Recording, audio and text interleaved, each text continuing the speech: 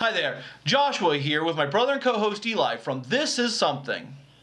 Sometimes we get too hung up on the things we love the most. You mean like Star Wars? Yeah. Well, to combat this epidemic, we bring you This Is Pop Culture.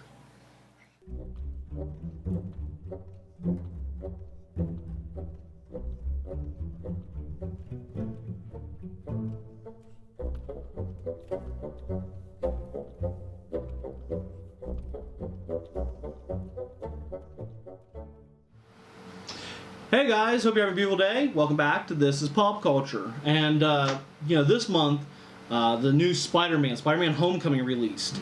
Yep. And as of this recording, we haven't seen it. No. But we're going to see it tonight. Yes, we are. We're going tonight to go see it. So we won't get our thoughts on the movie. We were supposed to go see it yesterday so we could talk about it today. But I was sick. But you ended up sick, and Luke was really cranky, so we decided to forego that. And so we're going to do that tonight instead. You excited? I am. I am super excited because I think this Spider-Man looks really good. It looks fun. It looks a lot more fun than, certainly more fun than the Andrew Garfield Spider-Mans. And, I have a special place in my heart for the Tobey Maguire films. Because they are the first superhero films that really look like superhero films. I will say that. I mean, aside from maybe DC and their Superman there with, can't think of his name off the top of my head, but no. The original, like Christopher Reeves? Yes, Christopher Reeves. Before that was like the first. Like the super original, like the 1970s, yes. 1980s. Okay, I think it's the first modern that we've ever seen that was very. I mean, there was the superhero-esque. X-Men, but here's the thing: even the X-Men, They were dark-ish. well, they didn't look like the X-Men. They didn't dress like the X-Men. Yes. They didn't. They wore leather suits. They didn't wear, they didn't go full on. This was like he was wearing the Spidey suit. They went with like the real world building with J. Jonah Jameson. Looking and sounding like J. Jonah Jameson. They tried to make a superhero. They tried to make like a legit comic book movie, and it came out well. There were things about it I hated. Obviously, didn't like Spider-Man 3. Too whiny. I did have a problem with Tobey Maguire. He's just crying all the time in those films. He doesn't have a good cry face for starters. That face. But he also, I don't know. He just cried too much. I know Spider-Man is kind of angsty, but it was too much of it. Now, I want to say the first time I felt like I really liked Spider-Man. So, my uncles had a karaoke box. Now, hear me out here. My Eli got a game. I do not remember what it's called. It was just like a back and forth fighting game, and you only had one controller, so you had to take turns. And one day I was playing, and I unlocked a new character, and they got angry at me. It was the Black Spider-Man. Symbiote Spider-Man, okay. It actually wasn't symbiote, but the screen was black and white. But so we called it the Black Spider-Man because it was all black. But that's beside the point. And you guys didn't just plug it into a regular TV that was a mom? No, they never let us. Oh, okay. So that's why we had to use the karaoke TV. And just wait, and they were jealous of it, and they got angry at me for unlocking it. I was like, I didn't even know. I was like 5 years old. I didn't give a crap. But then we got like the GameCube and stuff, and then there was Spider-Man 2, and then there was the one before Spider-Man 2, which sucked. But it all like my love for Spider-Man came within video games, not movies Or comic books. or comic books. I remember yeah. I was never a big fan of. Like, when I read comic books as a kid, I read a lot of DC comic books as a kid. I read a lot of Justice League, Batman, Green Arrow. I read a lot of that. Green Lantern when I was a kid. But there were two heroes that really stood out to me that I read a lot of as a kid. And they were Ghost Rider and Spider-Man. That's an interesting matchup. Well, you know what? There was a lot of crossover, especially when I was reading it, like in the 90s. There was quite a few crossover with Ghost Rider and Spider-Man for some reason. There's actually, right now, and I would love to have it, there's a Lego set that recreates one of the comics I read as a kid. I would love to have this Lego set. It's Spider-Man and Ghost Rider, and they're taking on Hobgoblin. And that was one of the comics I had as a kid. I don't know who was like, we should make that into a Lego set. But they're genius. But I would love to have that Lego set to put on our pop culture table. It's pretty amazing. But yeah, I Spider-Man was just one of the characters I did read. So that's I like Spidey. I maintain this. Batman was also one of my favorites, and I maintain that Spider-Man and Batman are really the same character. They're opposite sides of the same coin.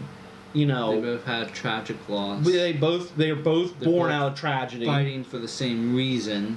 In a way. It's just that their outlook on life is very different. Batman took a very grim. He's so angry all the time. They both have the same sociopathic tendencies to take everything on themselves. Why Spider-Man is so angsty in the comic books. He just takes the weight of the world on his shoulders, even if it's not really his deal.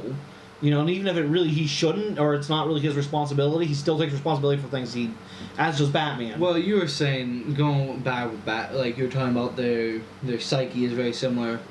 And that, the crossover of the Marvel and the DC universe, that comic book, which is one of my favorites just because it's fun seeing the heroes match up. It was Batman versus Captain America, but I think it was you who said it would make more sense for Spider-Man and Batman to be matched up. But I know why they did Batman and Captain America. They're both the iconic, they're the leaders. Well, but not when leaders, that also came out in the 90s. And you notice you could see what characters DC was really promoting at the time and what characters Marvel's really promoting at the time. If they made that today, Green Lantern being represented by Hal Jordan, it was Kyle Rayner in that version. And yeah, Cap was still pretty big at that point. Wolverine was still really, Wolverine when I was a kid, Wolverine was the face of Marvel. Now, Wolverine and Spider-Man have a little bit of a thing too. From comic books and shows. All those characters cross over. Yeah, at some point or another. You know what? There is the Disney Channel, and we got on Netflix. Disney Channel. The Disney Channel has the Ultimate Spider-Man cartoon. Well, that's pretty good, actually. And I actually really enjoyed that. I watched it with the kids, and now it's something else. Here's something interesting. When I was there was only one Spider-Man. I know there was the Scarlet Spider-Man or Symbiote Spider-Man, but now there's actually quite a few Spider-Men. Yeah. And women. Now there's Spider-Gwen, which is a Gwen Stacy as Spider-Man. Well, it's kind of like... There's a kid named Amadeus Cho that is now the Iron Spider. It's not Spider-Man. There's a guy that is the Iron Spider. Well, it's kind of like Venom. Flash Thompson is Venom and Agent Venom, and it's just weird. Miles Morales is the Black Spider-Man, the black suited Spider-Man. Well, it's the same thing with and so it's weird now. There's all these Spider-Men. There's not just Spider-Man. I don't follow the comics now, obviously, but I just see it in my peripheral. I'm like, that's weird. Well, it's the That's same a thing. It's the same thing though with Hulk and Flash, where you have Jay Garrick and you have Wally and Barry, and that's a little bit different because it's a storyline of characters. Yeah, that's a timeline of events. But even going with Hulk, you have Red Hulk, She-Hulk, the regular Hulk. They've done that too with the Hulk. It was Agent Hulk or something. It was really stupid. They've done the same thing with Batman recently, with Batman Incorporated, where Batman has incorporated the Batman name, and he's licensed the Batman name out to specific people which is stupid because, in my opinion, Batman wouldn't trust anybody to hold up that name. It's a little weird to my doing that just seems a little weird. I guess comic creators are running out of ideas, which is sad. My thing is, if you run out of ideas, update your old stories. Go with zombies. You have, with Batman, you have 76 or 77 years of history. Go back to some of those old comics and just update them. I would love to read some of those older Batman, but set in a modern time. I would absolutely. And you'll have no shortage of material. You have another 75 years of material to tell. But we're way off, so because we're talking about Batman. We're talking about Batman. Well, it's hard to go. It's easy to go back to Batman because in my opinion, he's the ultimate hero. Anyways, but we'll go back to Spidey. You did mention something. One of my favorite video games of all time, Spider-Man 2, and there's not been a Spider-Man game since. And we had it on GameCube or GameCube.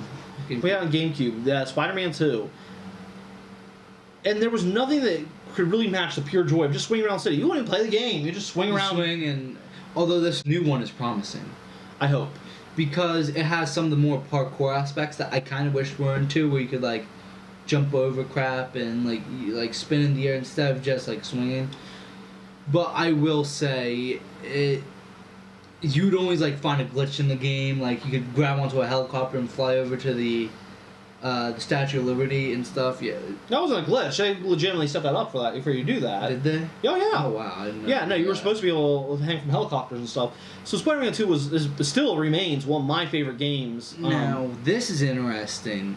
You were talking about Spider-Man 2. I still remember before Spider-Man 2. It was considered... They weren't actually the same company or game or anything. It was just before any Spider-Man game came out. It was the first thing. You had a little aimer. You had to aim, and you had to go to building, and then below, it would never let you go to the bottom of the ground. Below there was fog. The enemy put like gas or something below, and you weren't able to go down. You're talking about the PS1 game. Yes. I can't remember yes. what it's called. And it was we'll put it up. that's the first game I think I was ever able to play alone. You know, that was a fun one. Yeah, it ended with a mix up of Carnage and Doc Ock. That was Dr. Carnage or something like that. I never beat the game. I was too young. But yeah, that was a fun game. It had a lot of cameos in it. But you know, at the end of the day, I love me some Spidey. I think that he's a fun hero. I think he's a bright hero. I think he's one that everybody can get behind. Yeah. And I love me some Spidey. I do. Well, I I think when you're saying the most fun character, a lot of people, if you say like, think of like the ultimate hero, the best hero, the fun character, a lot of people are gonna say like Flash, who's kind of witty and smart and kind of just, or Superman, or you know those, or Tony Stark even, Iron Man. But if I think of, I'm gonna think of Flash or Spider-Man, just because he's just fun overall. He's a fun character to do. You can make wacky stories and still going to make sense, you know? It's right. Yeah, it's not like he's not the type of character where if you go it's just weird, I don't know. You can just make whatever story you want with him. You can make a dark story, you can make a light story, you can make kind of an in-between kind of gray area. He's just yeah. You know, they've done a lot of playing with his costume over the years, but I don't know, I'm a sucker for just that original onesie, that red and blue. You know, I got the symbiote story, but even like I just really like Spider-Man as he is. I like vanilla Spider-Man. Oh, it's interesting you were talking about the agents of Spider-Man or whatever. Yeah. And that he has the webbing under his arm. And it looks like in this new movie he has He's gonna have the webbing, and it looks like I actually kind of like that. It's kind of I do stupid too. because he can glide. It's kind of dumb, but I don't that's care. exactly what I was talking about. Story-wise, it doesn't matter. They need no explanation for that bullcrap. That is true. You can do that, and I don't question it. I'm just like, oh, okay, he's got the webbing. That's cool. Yeah, it's that's cool. And if he's got a little spider drone in his suit too, a little spider comes off and it's a drone. And like that, it doesn't. Yeah. So I'm super excited for this new film. I'm hoping, you know, he'll be not as whiny as Tobey Maguire, not as angry as Andrew Garfield. He's a good mix. I hope he's more fun than either of them. I will say this: Spider-Man 2, the movie. I remember the fight with him and Doc Octopus on the side of the building. I remember that being pretty breathtaking when it came out. Not now. Now it's dated a little bit. But I remember seeing it when it was in theaters being, man, that's just really cool. It had really cool camera angles. It was like a constant pan. Yeah. Constantly, and you'd see it from Doc Ock's angle, and sometimes you'd see it looking down. I will also say, Spider-Man 2, of all the freaking movies, has perhaps one of my top 5 favorite movie speeches of all time. One of my favorite movie speeches of all time, and it's Aunt May talking about heroes. Mm-hmm. It's so well written. It's so well written. And the actress, I can't think of her name off the top of my head, sells it. I believe her. I'm sold the entire time she's speaking. And it's left ambiguous. You could say she knows Peter Parker is Spider-Man and she's relifting him up. You could also say she's just talking about Spider-Man. She has no idea that Peter... And I love that. I love how cleverly it was written that you could... In my heart of hearts, I believe that she knows he's Spidey and she's lifting him up. Well, one last thought. You're talking about Aunt May. it makes sense. A lot of people are probably angry that, like, oh, Aunt May's kind of younger and stuff like that. There's been a lot of But here's the thing. It would make sense. Your aunt isn't going to be freaking 80 years old, you know? Yeah, right. Yeah, I mean, I think my oldest aunt right now is like 45. It's not that old. You're right. Yeah, even at 50 or 60, she shouldn't look like she's...